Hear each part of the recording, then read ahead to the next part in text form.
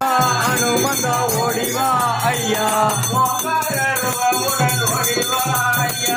ஓங்கார ரூபமுடன் ஓடிவா ஐயா ஓங்கார ரூபமுடன் ஓடிவா அடியோடு ஆயிரம் பல்லாண்டு வடிவாகி மனமாகில் மாறின்ற மகையும் பல்லாண்டு வடிவால் சோதை உடற்தொடரையும் சுடராடியும் பல்லாண்டு வடை ஓர்ந்தும் உலகிலும் அப்பாண்டிய தனியும் பல்லாண்டு மழை பற்றி வாங்க